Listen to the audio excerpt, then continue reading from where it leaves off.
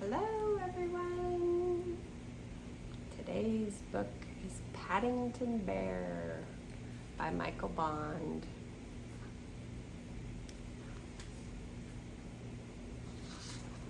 Alright, this was Hayden's book. He got it for his 3rd birthday from Mom and Dad. So happy birthday, Hayden. Paddington Bear.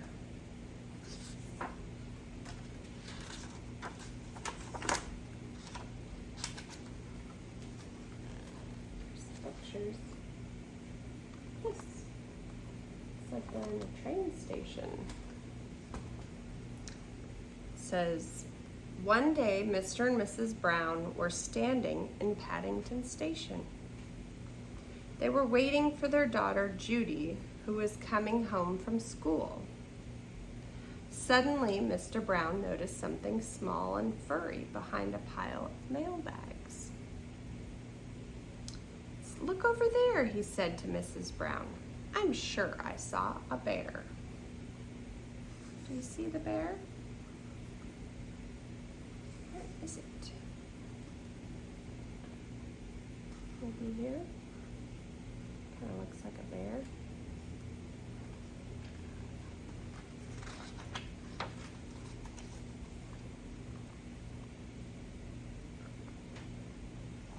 Says, a bear, said Mrs. Brown.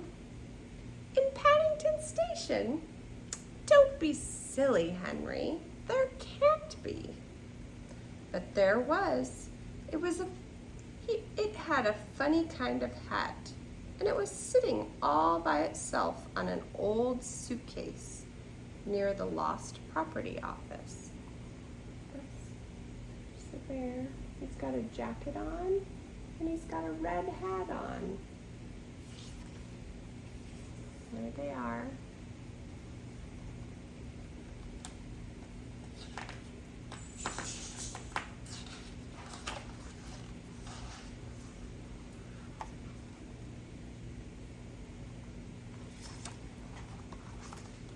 It says, as they drew near, the bear stood up and politely raised his hat. Good afternoon, it said, in a small, clear voice. Can I help you? We were wondering if we could help you. Mrs. Brown, wherever have you come from? The bear looked around carefully before replying. Darkest Peru. I stowed away and I lived on marmalade.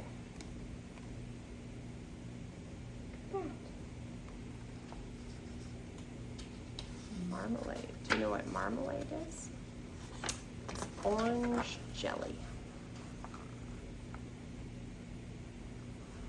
Oh, look at that. Mrs. Brown spied a label around the bear's neck. It simply said, please look after this bear. Thank you. Henry, she explained. We will have to take him home with us. But we don't even know his name, began Mr. Brown. We'll call him Paddington, said Mrs. Brown, because that's where we found him. Makes sense. Paddington Station, Paddington Bear.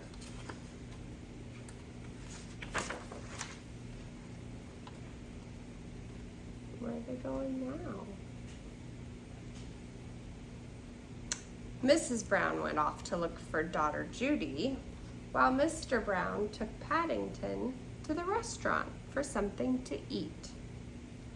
He left Paddington sitting at a corner table near the window. He soon returned carrying 2 steaming cups of tea and a large plate piled high with desserts. Look at that. Oh my goodness. That looks delicious, huh?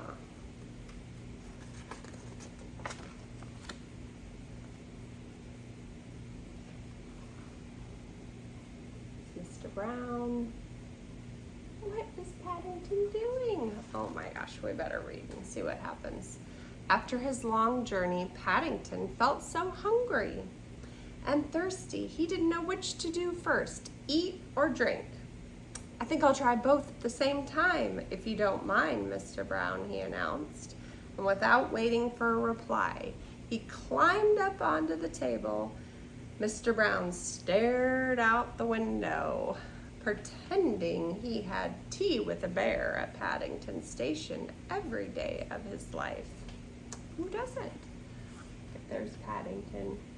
He's going for the cake and the cupcake.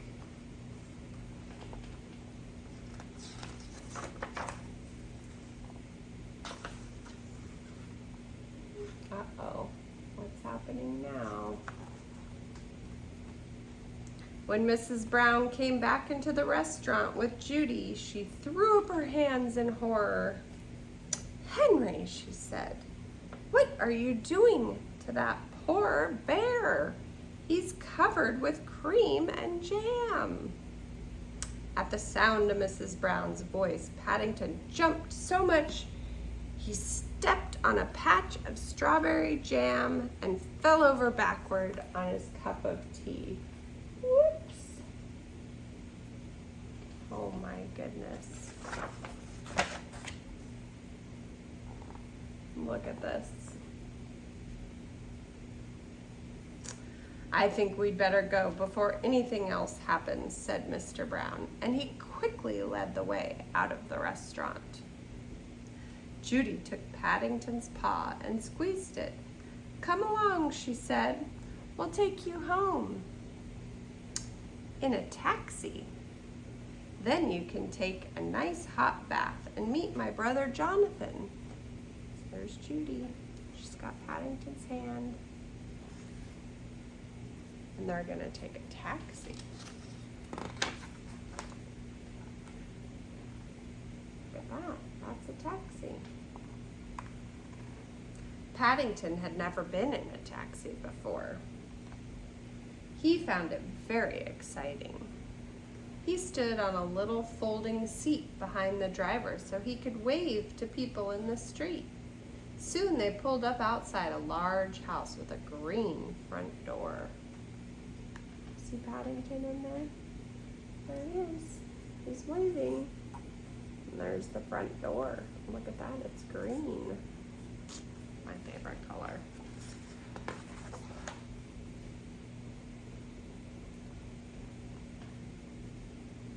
There's Judy. When they were inside, Judy took Paddington up to his room to unpack. "I haven't got very much," said Paddington. "Only some marmalade." Look, there's the marmalade. "And a scrapbook, and a South American penny." What's this? Let's read. He held up a photograph. "And that is my Aunt Lucy. She had it taken just before she went into the home for retired bears." There's Aunt Lucy. She went to a retirement home. Next. What's he doing now? Next, Judy showed Paddington to the bathroom. As soon as he was on his own, he turned on the faucets and then climbed onto a stool in order to look out the window. Then he tried writing his name on the steamy glass with his paw. See that?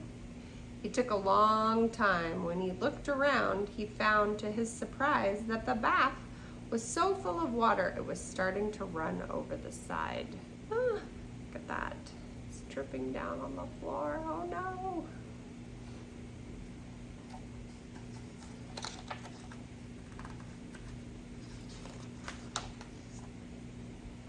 He closed his eyes and holding his nose with one paw, he jumped in. Oh, look at that, he's jumping in. The water was hot, soapy, and very deep, and to his horror, he found he could not get out. He couldn't even see to turn the faucets off. Oh no.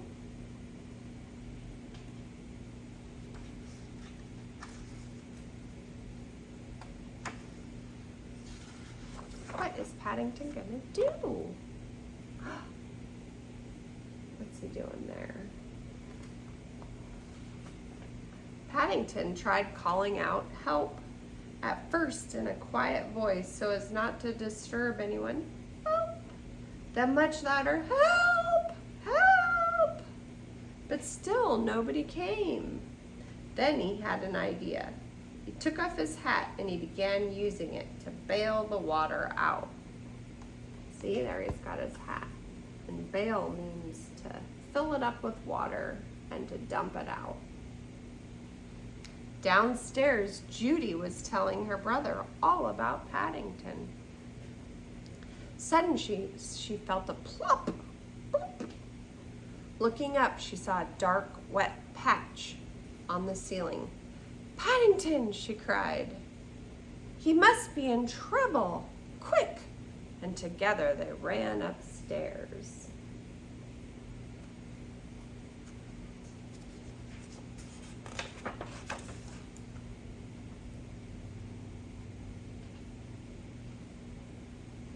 Jonathan and Judy leaned over the side of the bath and lifted a dripping and very frightened Paddington out of the tub.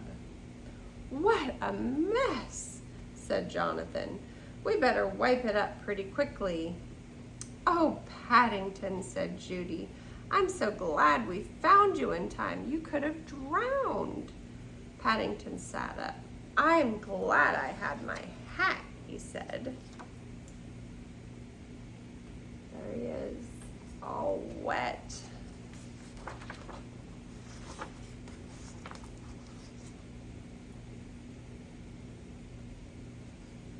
Later on, a beautifully clean Paddington came downstairs, settling himself into a small armchair by the fire. He put his paws behind his head and stretched out his toes. It was nice being a bear, especially a bear called Paddington. He had a feeling that his life with the Browns was going to be fun.